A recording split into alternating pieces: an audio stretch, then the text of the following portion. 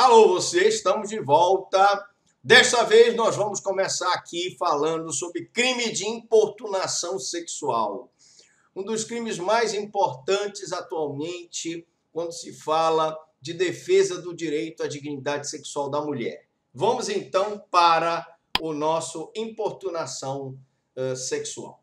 Bom, gente, primeiro quero dizer para vocês, em relação aos antecedentes da lei, é que no dia 25 de nove de 18, foi publicado no Diário Oficial da União a Lei 13.718, de 24 de setembro de 2018, que inclui no Código Penal o crime de importunação sexual, tipificadas as condutas de importunação sexual e também de divulgação de cena de estupro. Atenção que nós podemos fazer aí, posteriormente, um curso desse crime novo, que é a divulgação de cena de estupro. O cidadão não pode divulgar a cena de estupro porque isso pode ser considerado crime. Bom, ambas essas ações são públicas incondicionadas, cabendo ao Ministério Público processar o agressor, em caso de prática desse quilate, e nós revogamos o artigo 61 da Lei de Contravenções Penais, que previa a contravenção penal de importunação sexual. Nós tínhamos uma contravenção penal que foi revogada, porque agora é crime, chamado crime de importunação sexual. Bom, e o que é, meus amigos, minha amiga Lu, a importunação sexual? Ela está prevista no artigo 215-A. Atenção, meus amigos policiais, pessoal da Polícia Civil, Militar. O que é? É a conduta prevista no artigo 215-A, que diz praticar contra alguém e sem a sua anuência... Praticar contra alguém e sem a sua anuência ato libidinoso com o objetivo de satisfazer a própria lascívia ou de terceiro. Vamos repetir? Praticar contra alguém. Então, ele pode praticar tanto contra a mulher, quanto pode praticar contra o homem. Sem a sua anuência.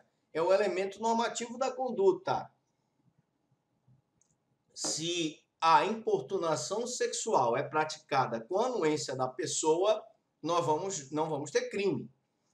Ato libidinoso é qualquer ato diverso da conjunção carnal. A conjunção carnal é a penetração do pênis em ereção, completa ou incompleta. Qualquer outro ato que não seja a conjunção carnal, ele é considerado ato libidinoso. Então, prestem muita atenção. Se ele pratica uma conjunção carnal sem anuência da mulher, é estupro. Se ele pratica ato libidinoso sem anuência da mulher, com o objetivo de satisfazer a própria lascívia, ou seja, o desejo sexual dele, eu vou ter o crime de importunação sexual. Portanto, esse é o nosso crime. Ele pratica contra alguém sem anuência, ato libidinoso, com o objetivo de satisfazer a própria lascívia de terceiro.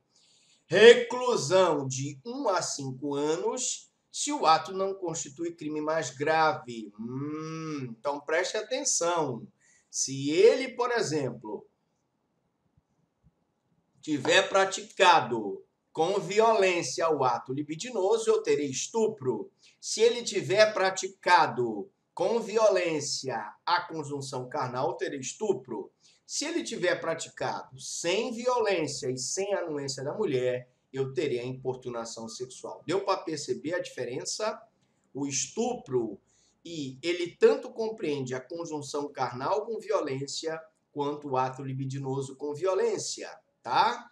Se é uma importunação sexual, porque não foi praticado com violência, mas sem anuência da mulher, eu vou ter aqui a importunação sexual.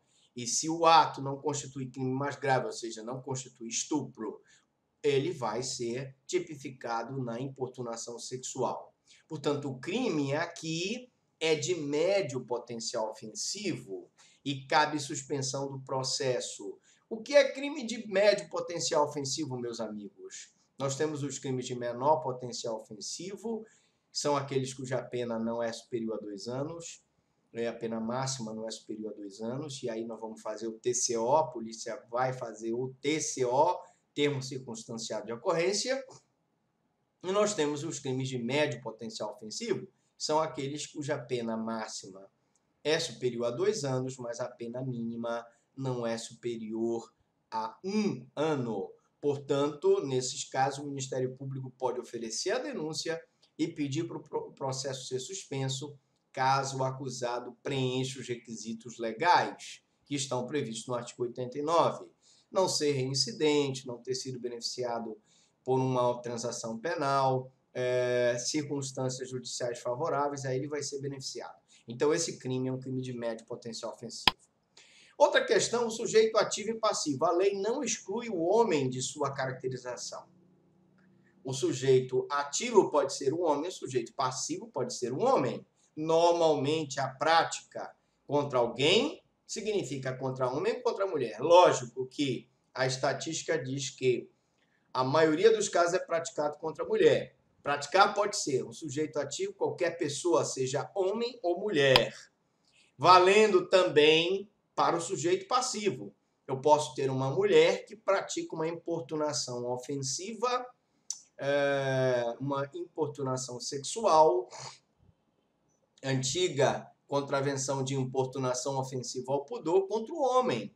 Imagine que uma mulher, dentro de um coletivo, pegue por trás, nas partes íntimas do homem, sem a sua anuência, isso é importunação sexual praticado pela mulher contra o homem.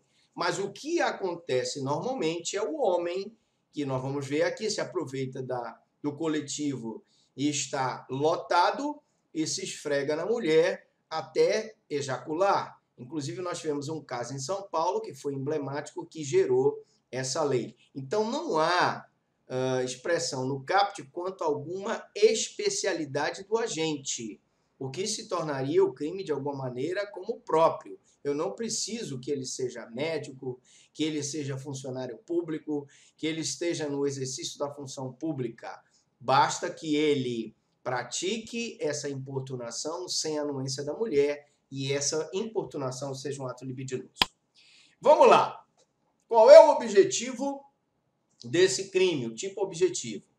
Comecemos entendendo que seria o ato libidinoso, numa linguagem do César Roberto Bittencourt, faz uma brilhante explanação dizendo o seguinte, olha, vamos lá. Ato libidinoso é o ato lascivo, voluptuoso, erótico, concupiscente, que pode ser, inclusive, a conhecida conjunção carnal, cópula vagínica, ou qualquer outro ato libidinoso diverso dela. Por exemplo, a ejaculação praticada na presença da vítima e até mesmo nela, mas sem o seu consentimento, sem a sua anuência, tá?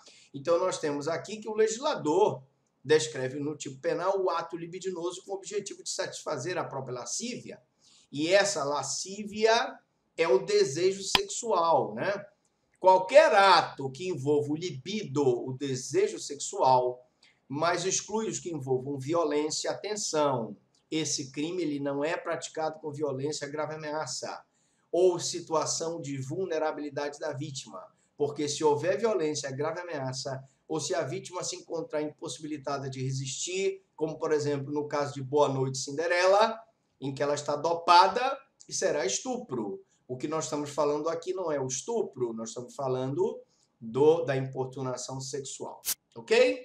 Então, nós vamos dar uma paradinha por aqui para as perguntas. A pergunta é, qual a diferença entre o estupro e a importunação sexual?